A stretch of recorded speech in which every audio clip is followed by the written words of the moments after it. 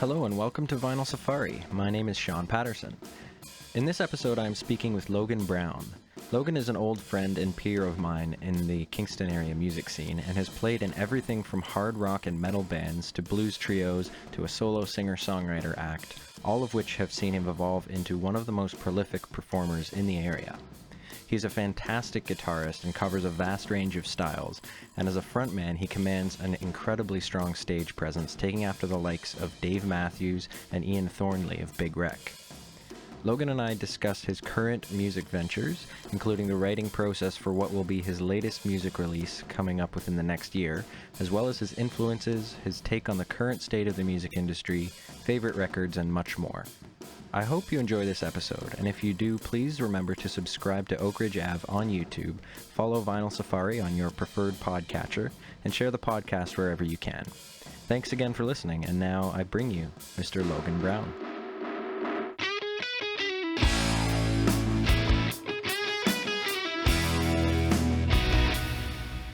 Hello, Logan. Thank you for joining Vinyl Safari. Thanks for having me, man. I was just checking out some of the guitars in the background, and I was looking at Old Faithful behind you, the one that you built. Yeah, that's a classic, man. That's got a special place in definitely in your heart, but it's got a special place in my heart. absolutely. Oh, well, thank you, man. Yeah, it's been a long time since I've really put that one through the paces. It needs a little bit of love and TLC, but it's still like a pretty sturdy guitar, and it definitely deserves to be used more often than it is.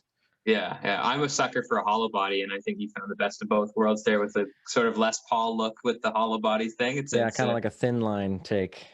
Yeah, it's great. It's great. I dig it. Have you been? I have been not too bad, all things considered. A little bit bored, to be honest.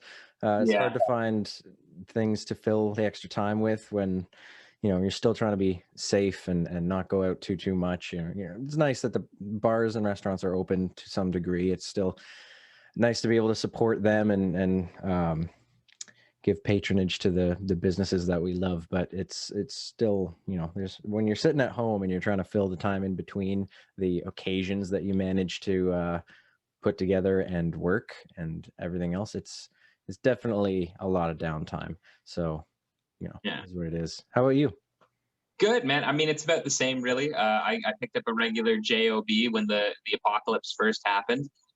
So I've had that to occupy at least, 5 to 6 hours a day of my Monday through to Friday. But then it's just been kind of jamming. And we're a little bit closer to Ottawa than I think Kingston is to Toronto. It's only about a 45-minute drive to us. So we're maybe a little bit higher up on the old Dougie's color spectrum there, whatever. Yeah. Whatever he's using, a little bit more in the warm colors there. Yeah, we're a little bit less neutral toned.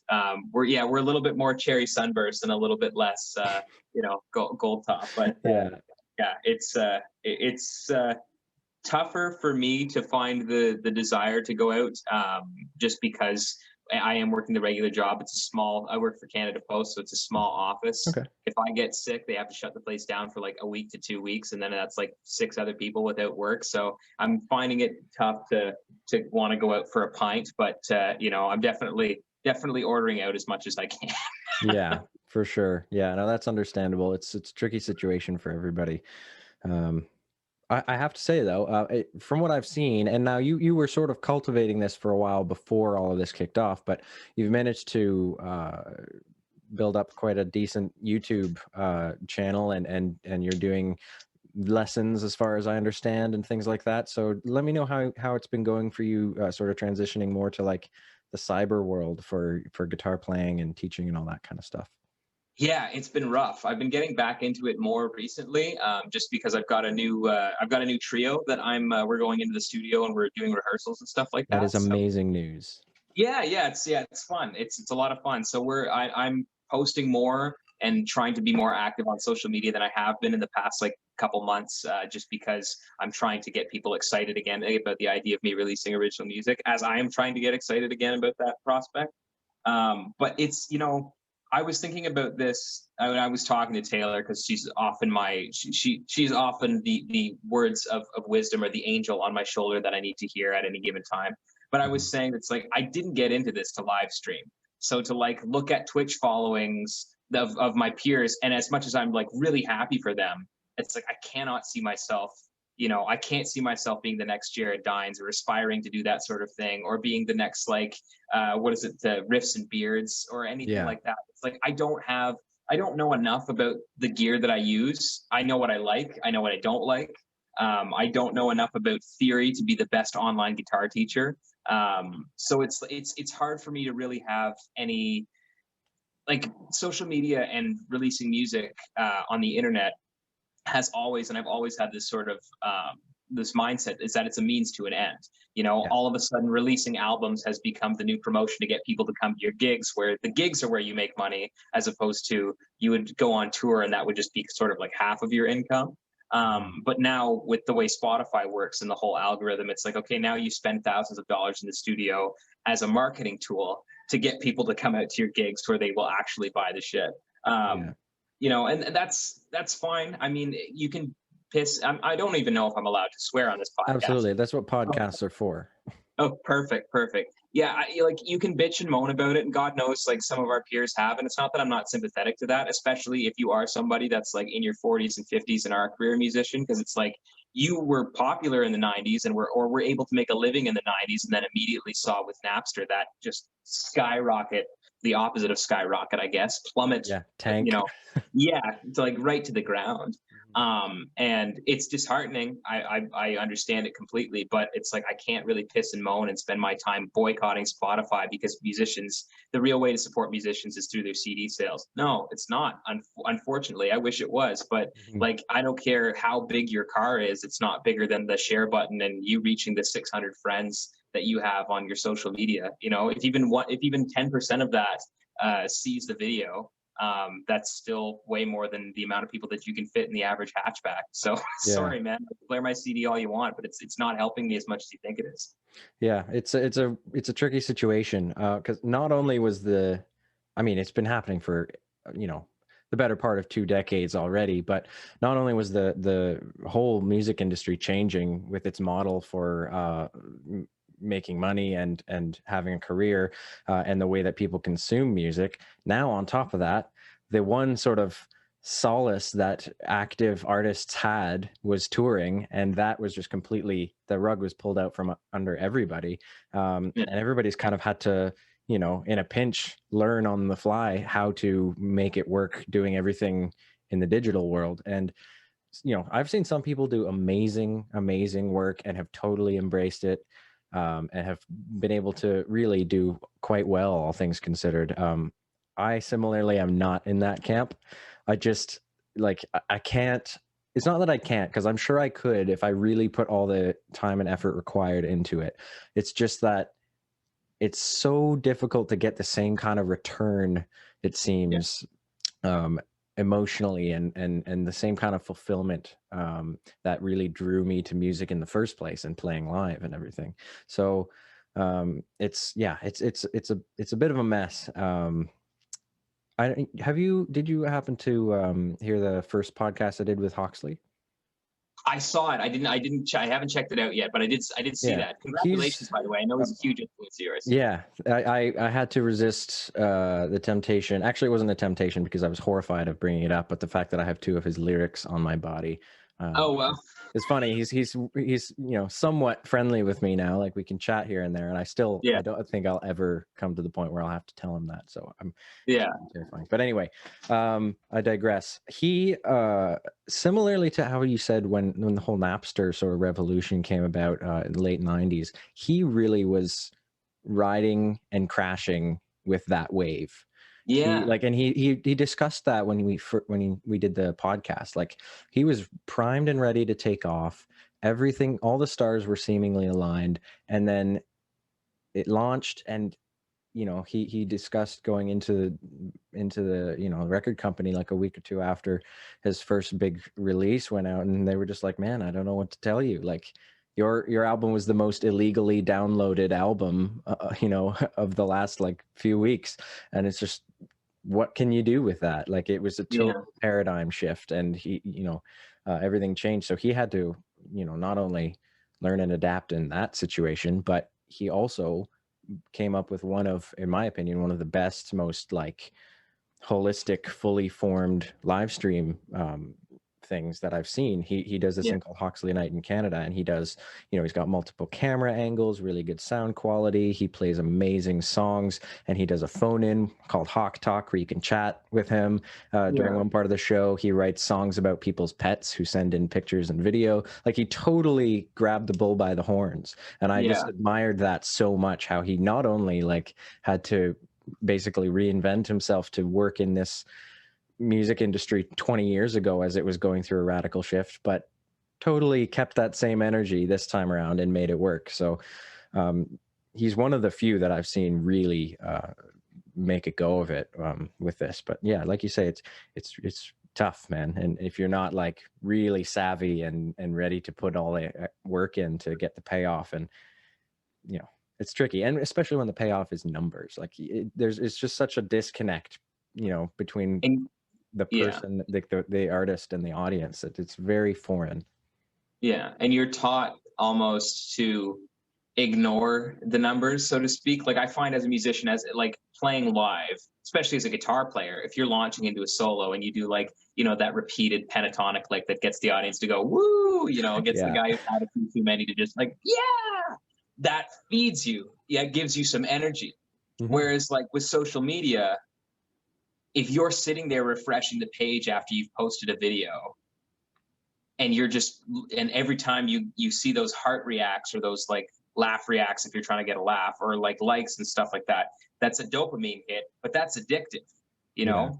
And not the positive addictive, the way that playing live and feeding off of an audience's energy is. It's the negative addictive where 45 minutes has passed and you've just been refreshing your Facebook feed. You know what I mean? It's like that's, so it's a totally different, it's hard to feed off of that thing. I have, in order to cope with it, I've sort of gone into what makes me happy. Like, I'm playing stuff that serves myself. And I find that's the truest way to be successful anyways. I mean, they say that, you know, the reason people become one-hit wonders, or why they won't be remembered the way Bob Dylan will be remembered, and, you know, yada, yada, yada. You can just go to your favorite guitar video on YouTube and search the comment section for whatever I was about to say.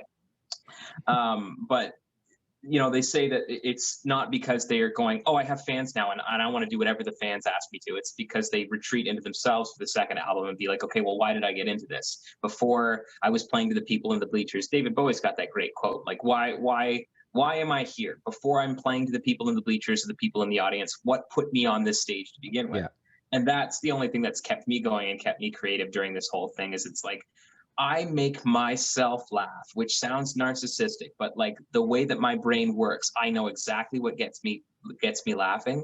And if I'm in the car and I've got no radio on, I know what'll make me laugh instantly. Like the type of humor, the type of shit that'll just get me laughing to the point where I've got to pull over. And it's the same thing with playing the guitar. I know what I want to hear. And if I don't know how to execute that, I'll figure it out. But I know what I want to hear. I know what notes are going to pull on my heartstrings. And yeah, I mean, it's you know, putting that content out there, something that is you know, indicative or reflective of that, will hopefully give the same, or at least a similar sort of vibe that playing live and that drunk guy that goes woo when you play the pentatonic lick is going to. But it's tough, man, you know. And again, like for someone like Hoxley, like words like ad revenue and YouTube monetization and you know, stuff like that, that's indoctrinated in us. Like, we're in our mid-20s, like we now know what that means. Like, we know what a PewDiePie is. But that's like, I can't imagine, you know, like, I can't imagine being in that situation where you're making a modest living as a musician. You finally think you've made it, and then all of a sudden the proverbial rug is just yanked right underneath you. Like, all the power to him, man. Yeah. It's a weird world.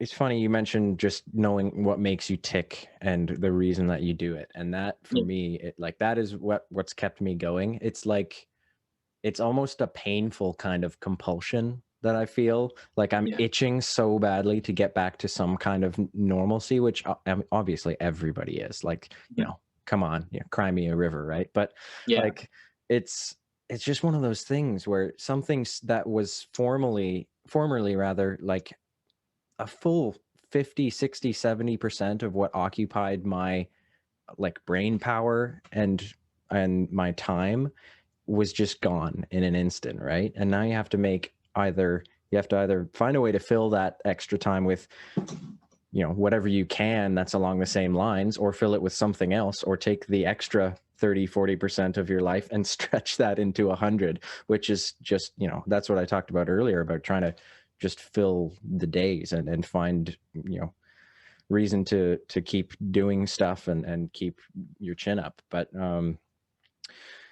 yeah, man, it's a wild world. I don't want to be too hard on the COVID stuff at the moment, because it's I've sort of been obligated to talk to everybody on the podcast about that, because you can't get around it, and it's so important, right? But I do have some other questions I want to throw your way, if you're cool. Yeah, of course, man. Go nuts.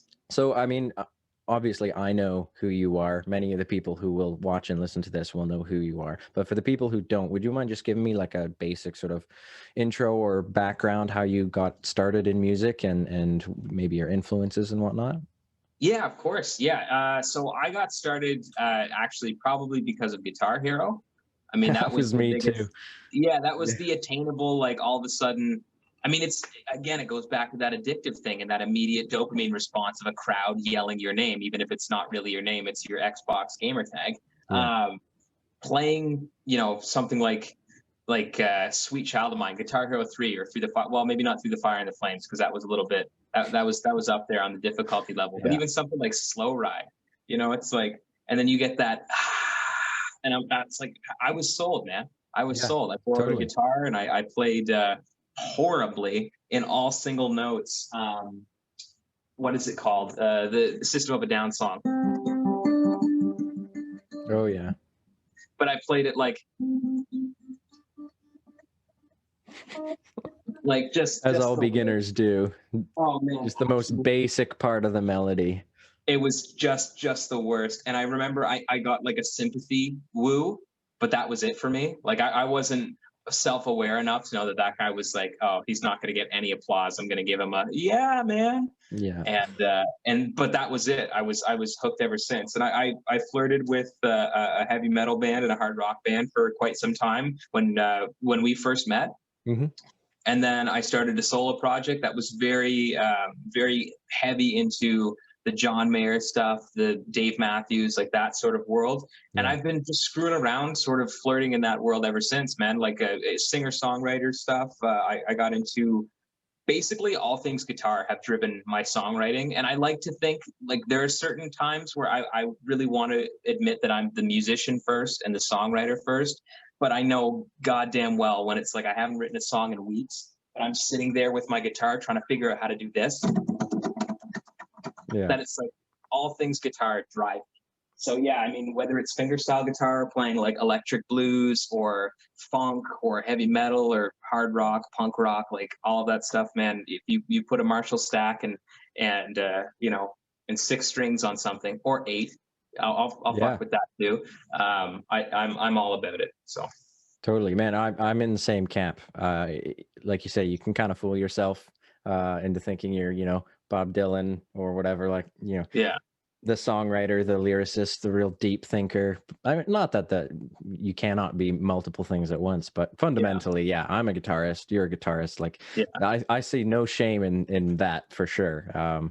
It's it's an incredible songwriting tool. Like as far as places to start go when you're wading into this ridiculous music industry and world, the guitar is like, you could almost not come up with a better first instrument. I took piano lessons for a while when I was a kid, which I had no passion for it, which was the big thing. It felt like such a chore, and I really wish I had taken it seriously now, because all I can do is chopsticks basically. I've committed to memory. But when you come to an instrument that you're suddenly really passionate about, like the guitar or whatever the spark is, Guitar Hero, it's a whole new appreciation, and it like the amount of options that you have with the guitar as an instrument are just like astronomical. Every time I think I've heard it all, something will come out of left field and I'll be like,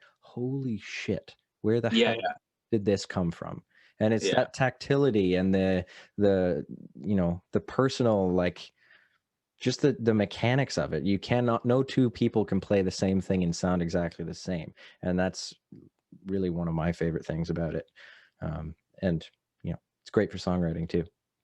Yeah, no, absolutely, absolutely. Yeah, and it's not even like I don't even find like the technical stuff blows me away because again, in the world of YouTube, it's like you have everybody and their dog like learning solos and playing them, recording them Yeah. backwards so that if they play it forward or reverse it, it's the like that, and that's really cool. But it's like by the third video, I just can't do it anymore. But it's like I heard, and this is it's just me like just showing my age because I'm a younger guy, but I heard King's X for the first time 3 weeks ago. One of the other guys at the post office was like, "Have you checked out King's X?" Because I was talking about, as I'm half black, so I was talking about being on my grandmother's couch like at 4 in the morning just to stay up to watch Much Loud, and Mhm. Alice in Chains came on with Check My Brain, and Will Duvall, who I had an afro back in the day, Yeah. had the same hair that I did, same skin tone because I think he's African too, um, and it was like, oh, I didn't know we were allowed to do that.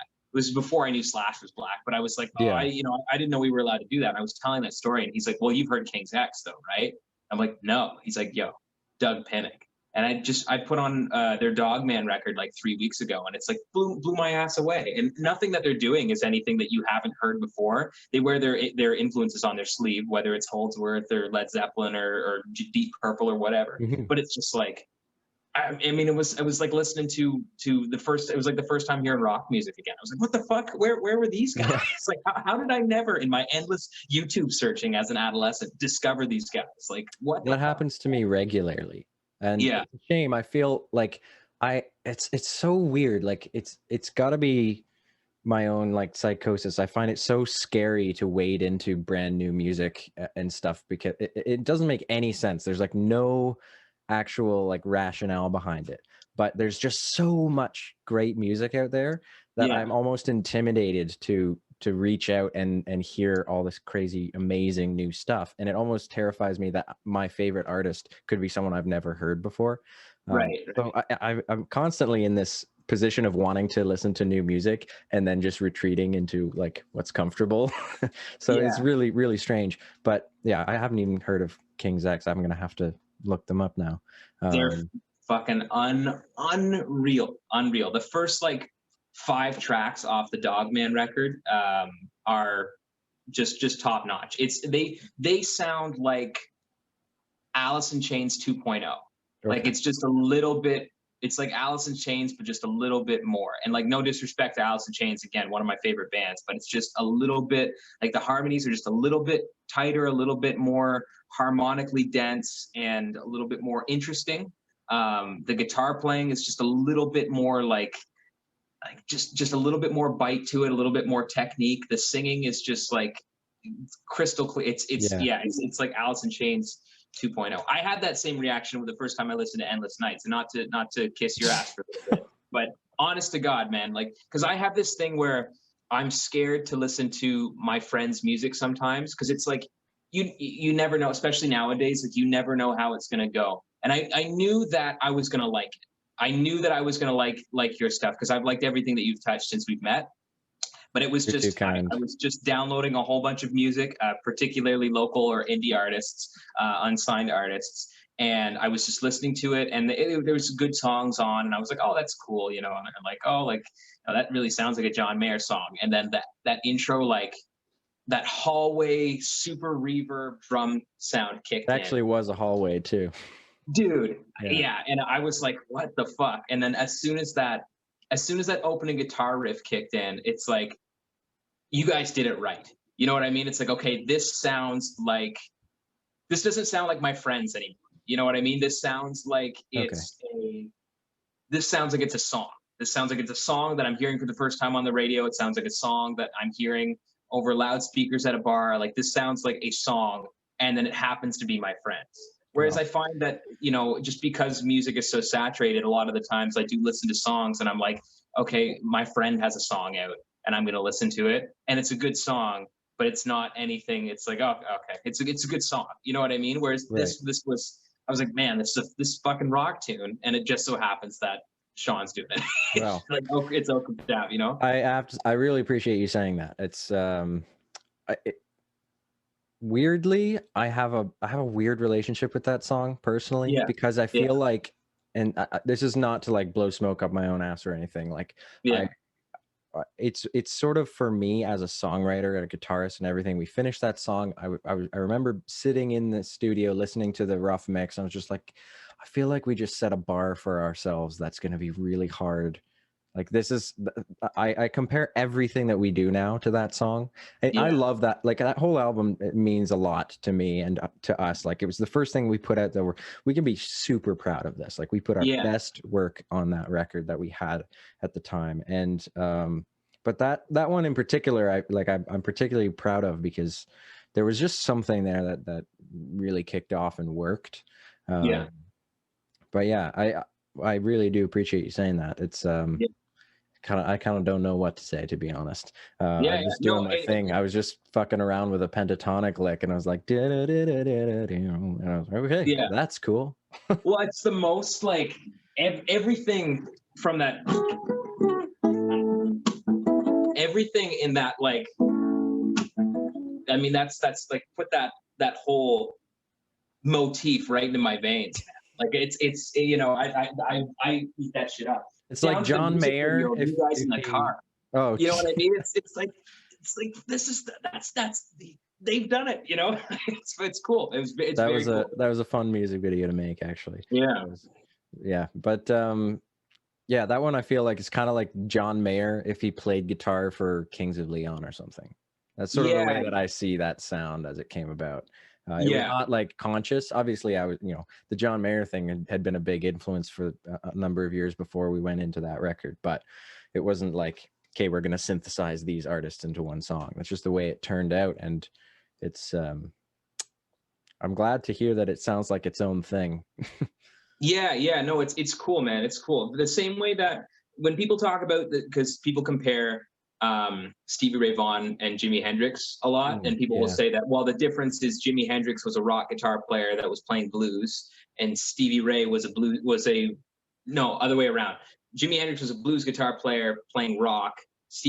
Ray was a rock guitar player playing blues. It Right. sort of reminds me of like the difference between you and John Mayer is that it's like you take John Mayer and you sort of edge him up a little bit. Not that John Mayer doesn't have edge to his playing, he definitely Mhm. does, but he wears that blues jazz influence on his sleeve. It's like if you take that tone and that technique and that crystal clear execution of like I know what my I know 100% without a fucking doubt what the next note in this guitar solo is going to be. Yeah.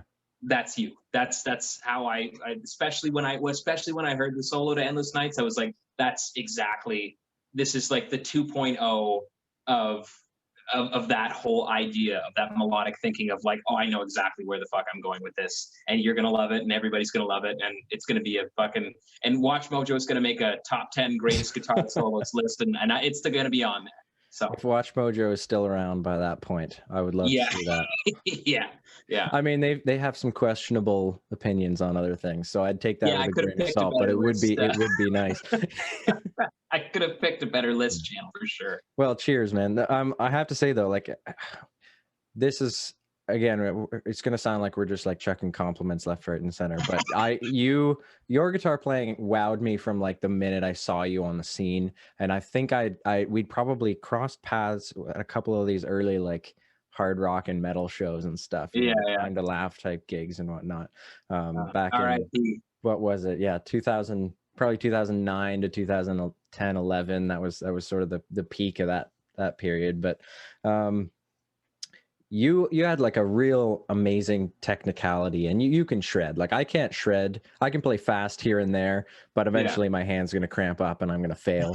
But yeah, yeah, like you can, the breadth of playing and styles that you have been able to amass into your thing is just amazing. Like and then you went sort of, you had the trio thing that was really cool, this incredibly raunchy acoustic guitar sound.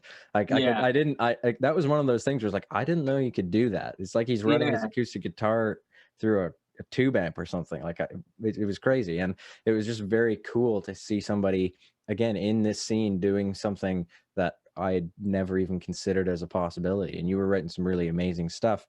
and then again in your solo work where it was, more you, a guitar, and an amazing aptitude for percussive playing and falsetto. And I remember every time I saw you, I was like, Jesus Christ, this guy's gonna put us all out of work, man.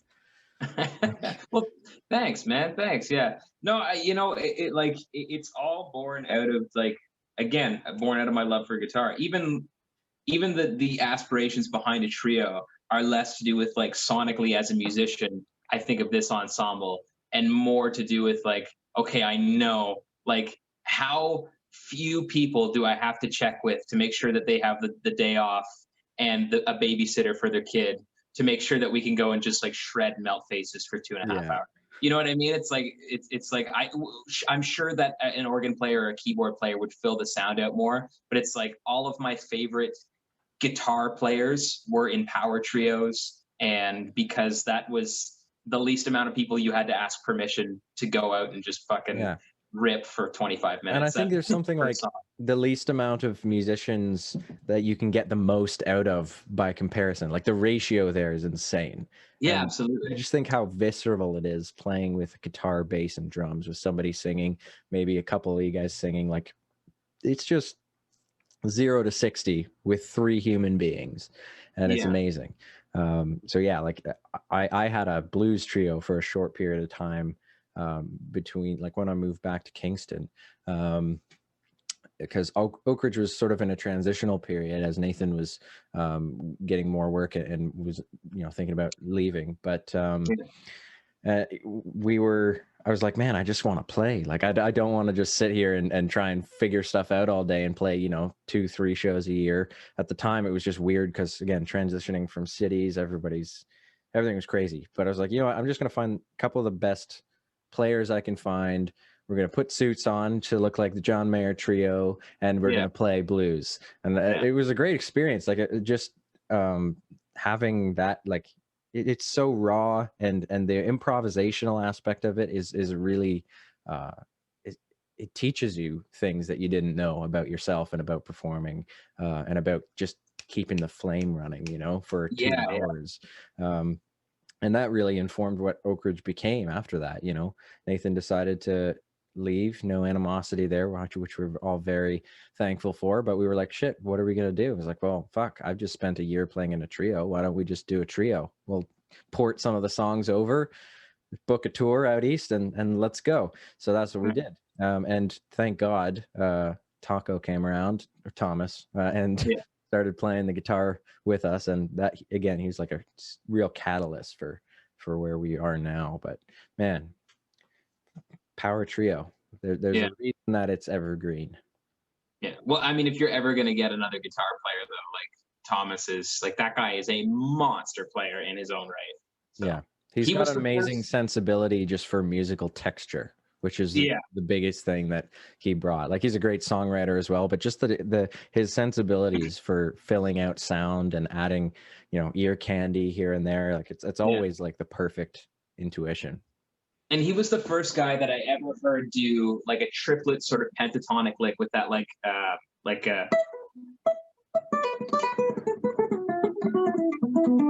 that sort of thing. Like I remember it was a Stone Throws song, and he just had this huge gold top Les Paul, and he just like busted out his solo in it. I was always looking forward to it every show. We would go see them every show, and he had this like that one solo. It was the first time I'd ever seen like that triplet pentatonic, like that sort of thing happen. And it's obviously, I'm butchering it on the acoustic guitar, but it was just madness, man. He can rip. It's insane. And to have such a great ear for melody too, it's like what a threat. Yeah. Yeah, for sure. Well, all the more reason to have him on our team, I guess. Yeah, no, absolutely. Good on you.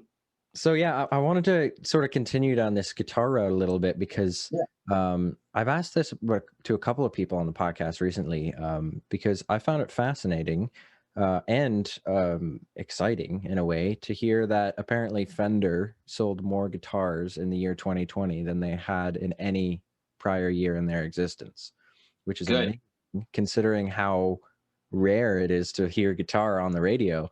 So I'm wondering maybe if we might be seeing some kind of a resurgence or something, but I'm curious to know what your thoughts are on the role of the guitar sort of in modern music. Yeah.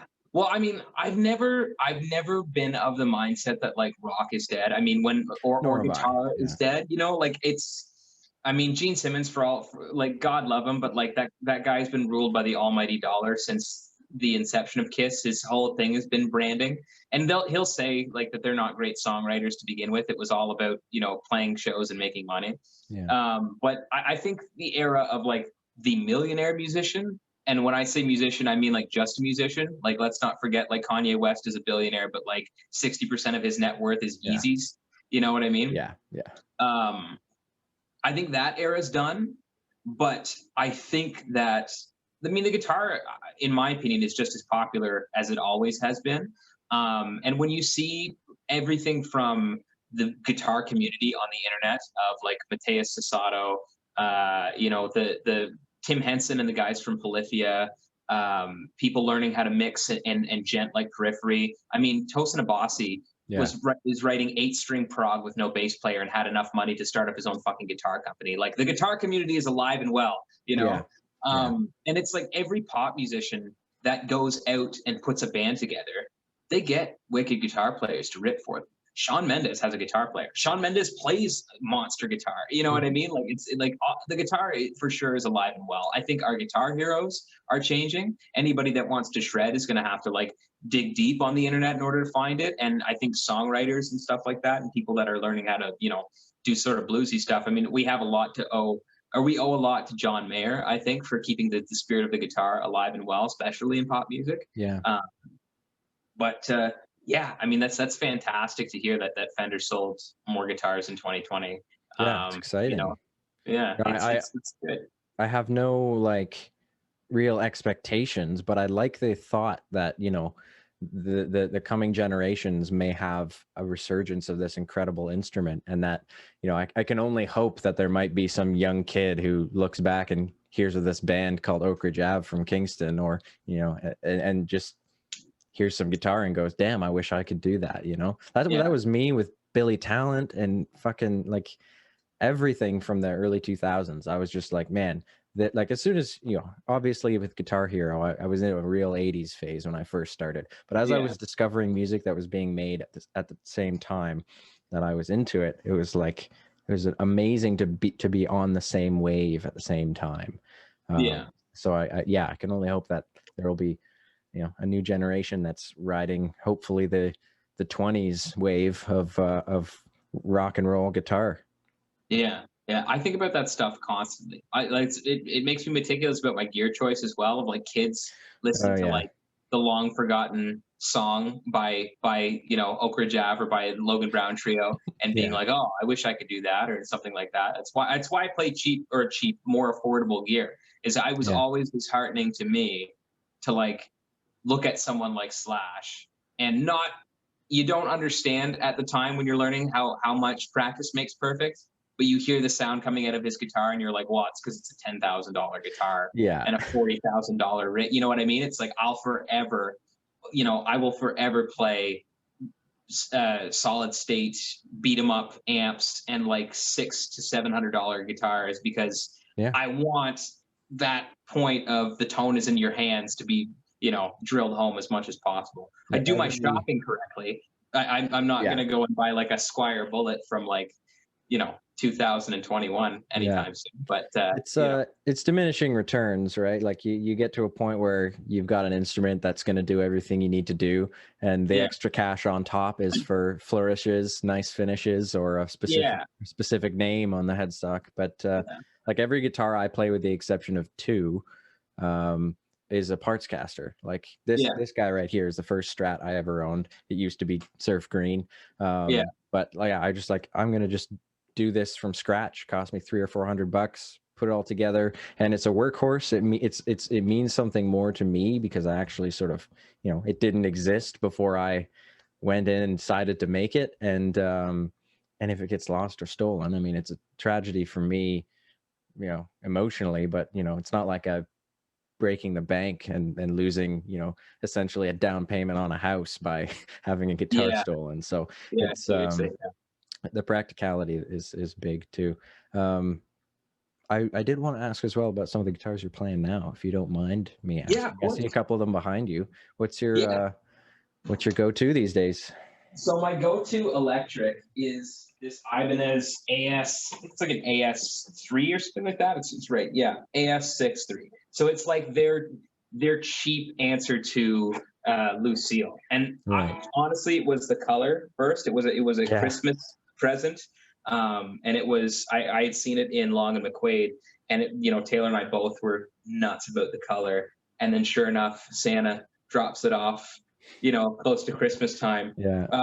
I love it, man. The pickups, everything about it is stock. The pickups are stock. I haven't done anything to it. I am going to put, there's a JB59 hybrid that I've been obsessed with since the Statue and Ashes days. I used to have it in Drew's old Strat that I bought off him.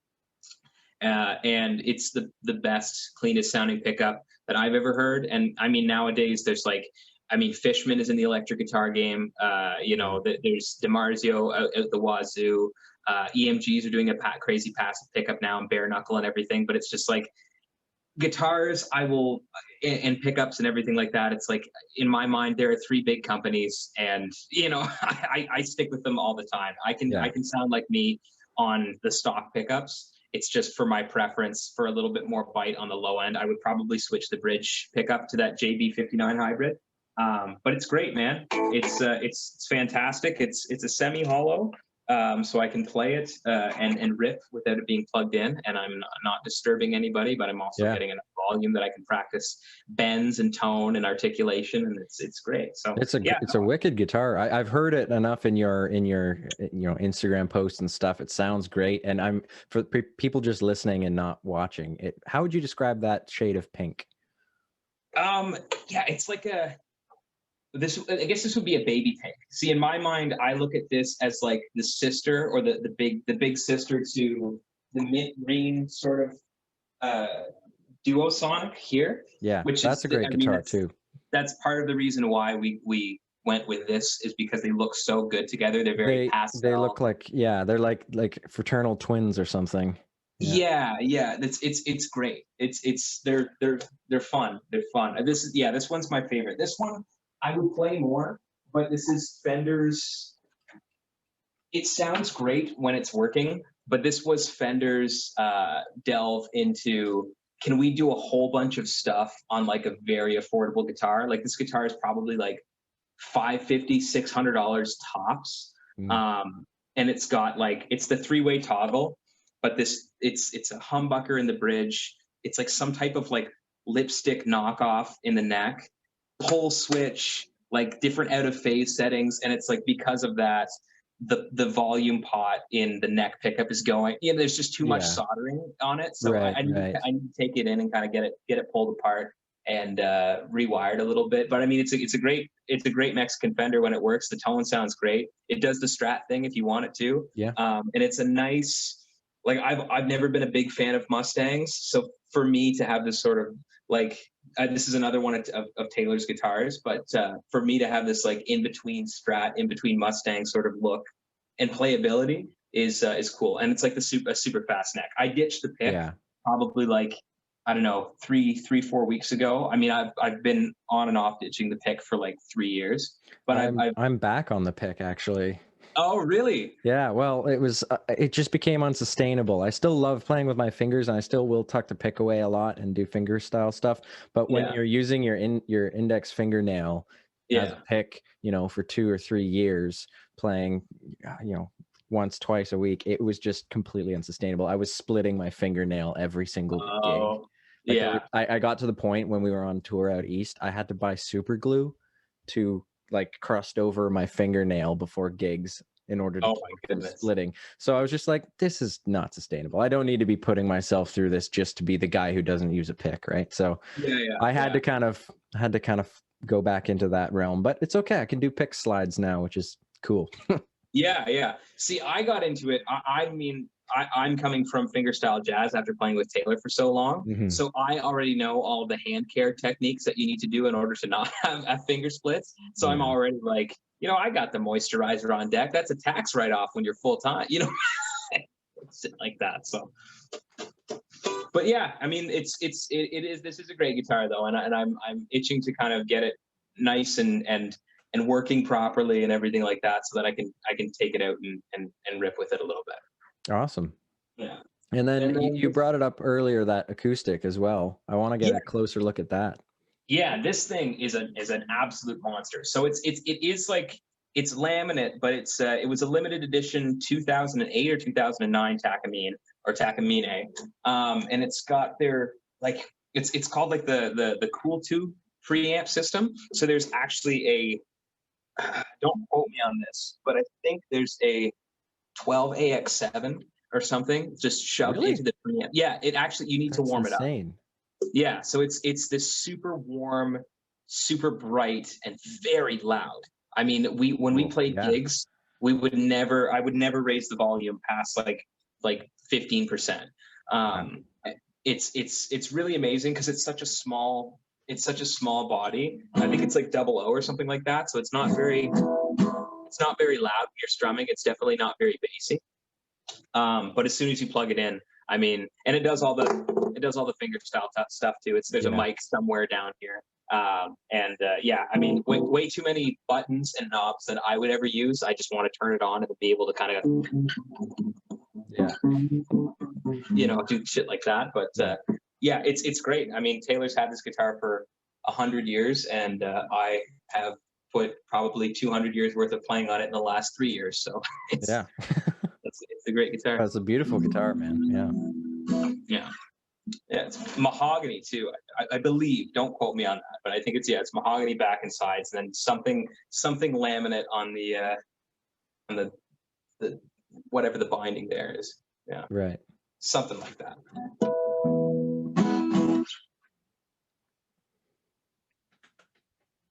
Yeah, that's wicked. Well, thank you for giving us a little guided tour. Yeah, no problem, man. No problem. Yeah, I was playing more, especially when I was doing a lot of instrumental stuff. I had like a 12 string that I'd taken 6 of the strings off, like the octave strings, I guess. And I was playing that for a little bit. Super big body, very bassy. And there was like a couple of other ones, and I'm kicking myself in the butt for the damage that was done to it. But I had a Epiphone that was pre-Gibson, that had a G stamp on it. I mean, it was just, I mean, if I had fixed it up, it would have been worth something. But it was like just, cracked right on the top. But it made the action was ruined, but it made a great slide guitar. Right. And, I mean, acoustic guitars I've definitely messed with more than electric guitars. For me, it's like the acoustic. I was in that world for so long, especially being a fingerstyle guy, that it's just I became obsessed with the idea of getting the perfect tone. And I mean, the majority of my writing and practicing as well is probably done on the acoustic. I have to select my notes. I can't like fall into the trap of doing the repeating pentatonic patterns and 3-note per string scale shred stuff that I normally, that even without a pick, I can do on an electric guitar. It's like I need to really focus and compose something on this acoustic. But yeah, it's fun, man. It makes for good tones. So yeah, wicked. So I'm curious, when you're doing like home recording or writing or whatever, like how are you going about that at home? Do you have a home studio, or like what's your setup for that kind of thing? Are you doing much recording? Yeah, I'm just getting back into. I was with Logic Pro for quite some time. I was like a beast using Logic and editing my videos on DaVinci. I'm jealous. Or DaVinci. I do use DaVinci for these podcasts. Actually, it's a brilliant video program. It's fantastic. All like to have that much power for free. Like I don't even understand how they I have even do the audio editing on DaVinci. Like the audio editing is like really quite good. It's fantastic. But so I'm using DaVinci again, and I'm using FL Studio now because I switched from a Mac to a PC.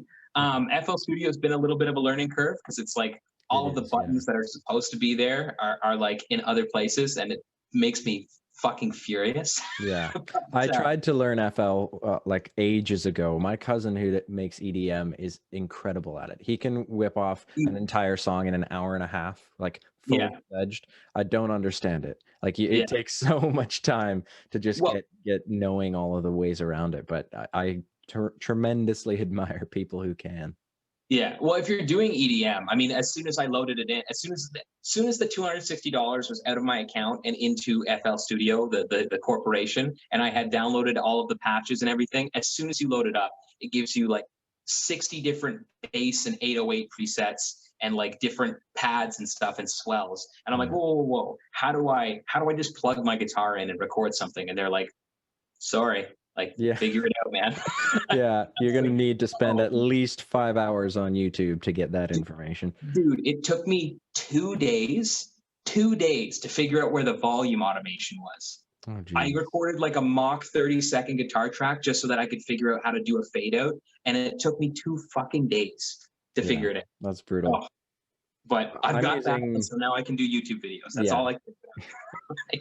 Got the basics. Yeah.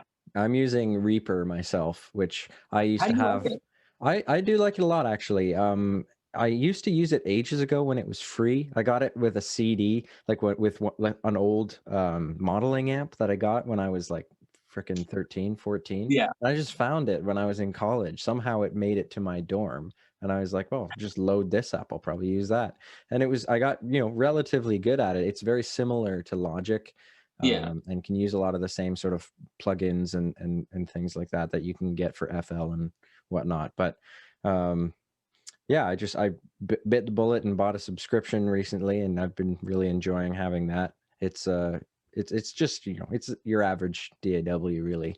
I wouldn't want to use it for anything more than the most basic stuff that I can do here at home. But yeah. I should have asked you first before I bit the bullet with FL Studio, because that sounds like something more that I would appreciate, because I ended up purchasing. SoundCloud has an online DAW called Soundtrap, or not SoundCloud, excuse me, Spotify has Soundtrap, and I had purchased the premium for that because I was like, this is perfect. I'll just edit everything here, but there's no audio playback. There's no monitoring effect whatsoever when you're recording. Weird. So I can't, if I plug my guitar in and I want to use the presets in the DAW, I can't hear it until after I've clicked the record button. Oh, that's and then so annoying. Yeah, it's like, why would you not be upfront with that, man? I just gave you $180. Yeah, exactly. That's brutal. Yeah. Anyway, so I wanted to, I'm curious to know, you just mentioned, or not just, but earlier mentioned that you are getting a trio together again. I'm intrigued to know, are you doing much songwriting these days? Tons. Yeah. Tons, man. Yeah, so much That's so exciting. that I've had to trim stuff down because, again, the way that the music industry works nowadays, it's more singles based. So it's like, as opposed to going and putting out a record just for my own ego, if I want to make an actual go of this, I need to be a little bit more strategic with the way that I do stuff. So I've gone back to my old catalog and I've picked a few of the original record, the first one that I did, the Nubs album, or EP. Picked a couple songs off that one. And then I've got a whole bunch of new stuff that I'm writing, and then a bunch of early demos that I had done a couple of years ago of songs that I'm just kind of revising and editing. But over the next I don't know, over the next year you'll probably see 3 or 4 new releases. We're hitting the studio on the 16th. So unreal. Yeah. So I mean, COVID permitting, again, we're going back into the cherry sunburst mode. So we'll see how she goes, especially in Ottawa. But COVID permitting, we're hitting the studio on the 16th, and should have something out at the latest, I would say probably June. So unreal, man. That's exciting. I'm glad to hear that. Yeah, it's fun. It's fun. It's most again, man, it's learning all the stuff that I never had any interest in when I first started doing this. Okay, promotion, PR, after you've recorded the single, all you want to do is put it out, but you got to wait until you have a music video and then a lyric video to accompany the music video and a behind the scenes shoot for all of the time that you were in the studio, and a couple of playthroughs, because you have guitar player fans that want to know how to play the fucking song that you just wrote. You know what I mean? Yeah.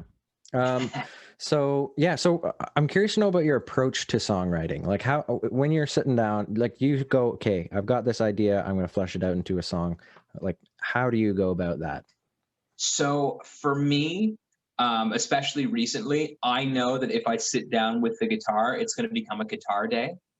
There's been a couple of times where it's like recently, I've got this riff that I keep playing over and over again.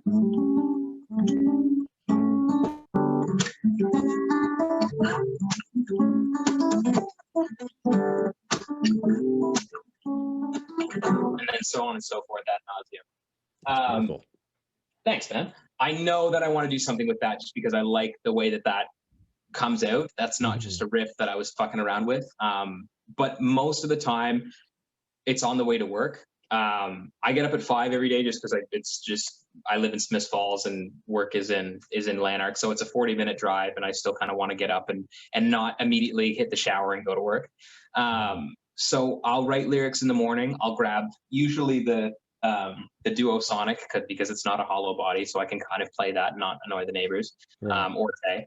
And then I'll fart around on that for a little bit and see if I can figure, a couple of lyrics or a couple of ideas out, grab the phone, and then write the rest of the song, verses, bridge, even choruses sometimes in the car on the way to work. I have a little piano, so I make sure that it's the same key, on my phone. And then I will write as much as I can, just throw the voice recorder on and just chop it up and write as much as I can on the way to work.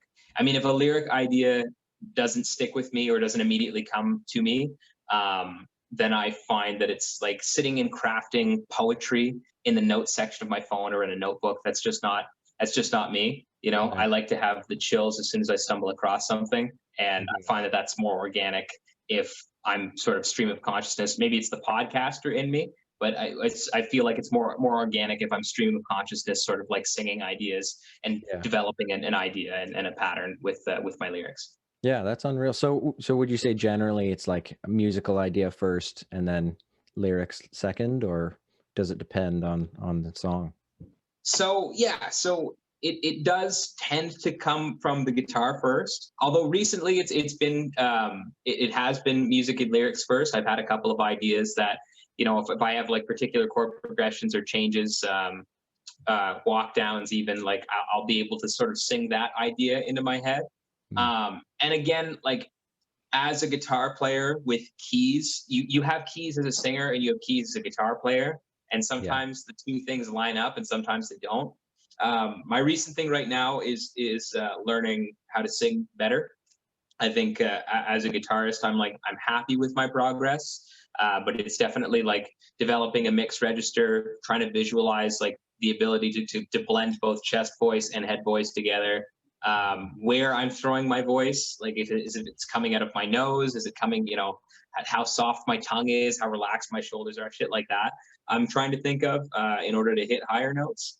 But yeah, I mean, as it definitely helps when I'm in the car that I'm not singing anything that I can't sing. So I mean, and then it's just a matter of figuring out what key I was singing that stuff in on the guitar. So yeah, it seems the universe bestowed me with only a chest voice. So that's what I have to work with, and I work with it. But like you say, similarly, I've been working a lot more on vocals of late, and with a bunch of our new stuff, like really trying to not stretch myself, but well, I guess it kind of is stretching what I can do comfortably and getting that comfort zone wider and wider. So it's been exciting to see, I like I say, I was always a guitarist first. It's like, well, I'll sing. So, I can sing. It's all right. It's nothing special, but now like I'm at that point where even my guitar playing is boring me. So I'm like, there's got to be something else. There's got to be something else here. I got to work on the vocals a little bit more and get those up to snuff. For sure. And when you tap into that register, because they say that the best thing to do is to sing along to actual songs. There's only so many warm-ups you can do, but you're not going to know that you're doing it properly until you're like, hey, I couldn't sing the chorus to Man in the Box before, but now I can. You know what I mean? So they say the best thing to do is to sing along to songs. That new, is it Gabriola or Olivia? Oh, fuck. I don't know her name, but I know the song Driver's License is a great tune. You can find that sweet spot of developing your mixed register, because it just keeps going up and you're like, well, I'm hitting this note. So I better fucking brace for impact, everybody. And singing in the car again, man, that time on the drive to Lanark is invaluable to just like you know, Yeah. make sure, try to find that spot where I can break it up, where I can compress it with my vocal cords. Like, yeah, it's good shit, man. It's Good good. time to practice when nobody but Google is listening. Exactly. Yeah. And my FBI agent turned his mic off a long time ago. Yeah. Exactly. Oh, he's in his morning commute again. All right, time to switch off. Oh, you want a coffee? Yeah. Can't you just watch morning porn like everyone else? Oh God. Anyway, I don't want to take too much more of your time. I got a few more rapid fire questions if you're down with that. Rock and roll. I'll do my best to give you one rapid more fire. long form and then rapid fire. The one that I'm asking everybody.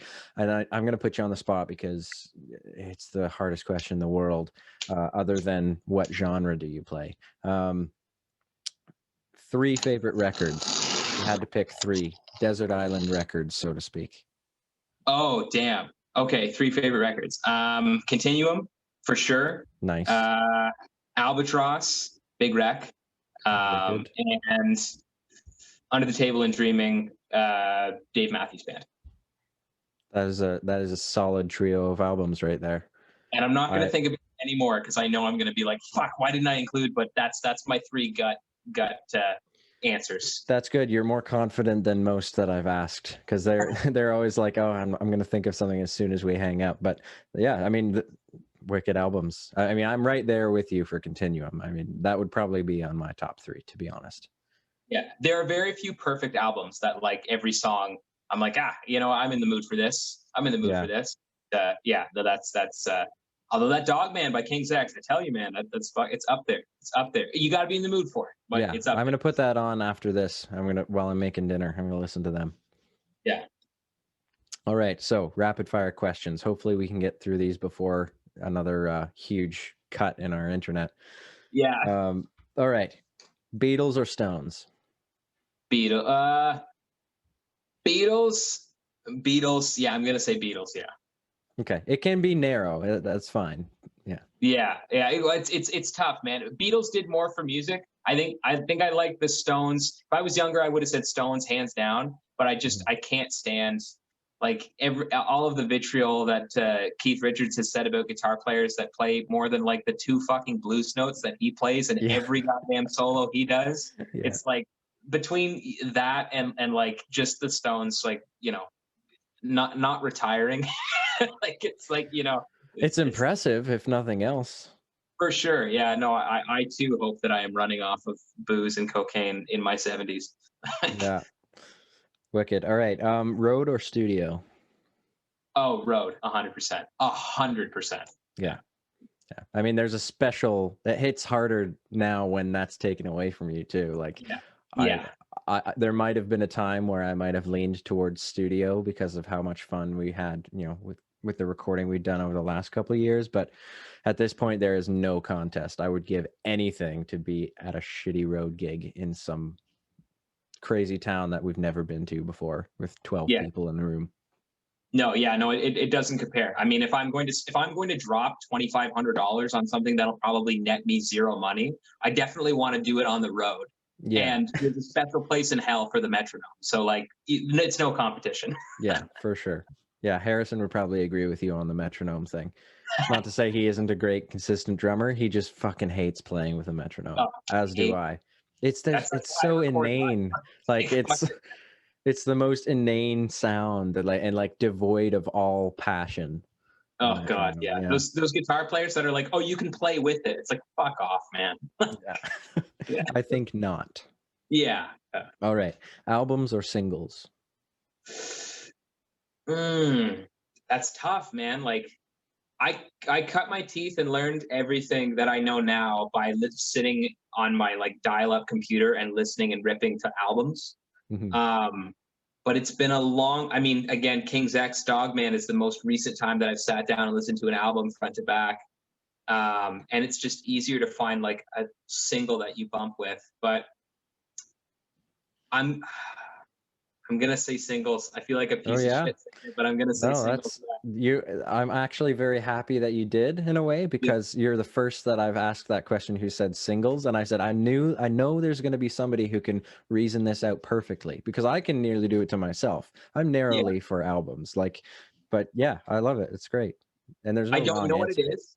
You know what it is? I don't have the attention span when I'm stoned for albums, so it's got to be singles. It's like if I'm gonna trip, it's only going to be to Comfortably Numb, and that's it. Like I can't do the rest of the Wall. I can't do the rest of Dark Side of the Moon. It's only gonna be. I can barely get through Shine on You, Crazy Diamond, Yeah. just a song. You know what I mean? Like I, it's got to be a single. Well, and when you're talking about, Pink Floyd, I mean, those songs are like 8 minutes long a piece. So what can you Yeah, do? exactly. But Yeah. yeah, and it honestly, it's a broad question. It really depends on the artist. There are certain artists where there are songs that I absolutely adore, but I cannot stand to listen to the whole album that song came from, or whatever, Yeah. and vice versa. Yeah. Yeah. Yeah. All right. We covered lyrics first or music first, I think. Yeah. But all right. What is one artist or band that everybody should be listening to? Ooh. Um. Aside from Oakridge Ave, uh, Oh, God. I think I want to say Big Rec, but we're in Canada where Big Rec is kind of a name here. Mm, yeah. But Big Rec, I think Big Rec are a horrifically underrated band. And I guess if you're Canadian and you've never heard of King's X, and if you're American and you're watching this, you've never heard of Big Rec, like both monster bands. Love it. Ian Thornley is a fucking triple threat, and I think it's like vastly underrated. I mean, Yeah, totally. who goes into the studio and thinks this chorus isn't wide enough, and instead of adding more guitars, adds a banjo and a mandolin? Like, who thinks like that? Fucking Ian Thornley does. So Yeah. there you go. Yeah, I love it. No, that's a brilliant answer. I agree. Very underrated. Yeah. Every Yeah. time I hear them on the radio, though, I'm just like, fuck, these guys are so good. And actually, the first time I heard them, I was like, somebody resurrected Chris Cornell. What the Right? hell am Yeah. I listening to right now? Yeah. But here, I'd put it this way. Big Rec is Soundgarden 2.0 in the way that, say, King's X is Alice in Chains 2.0.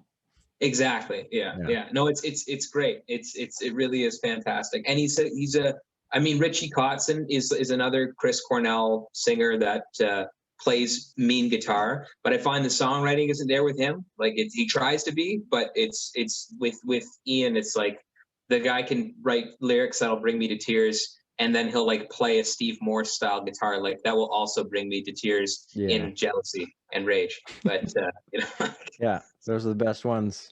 yeah. Yeah. Wicked. Well, I think we'll probably call it there before the gremlins invade our computers again. But Yeah. man, thank you so much for chatting. We'll have to do this again sometime, and I'm glad to hear that you are working on some new stuff. I'm really stoked to hear it.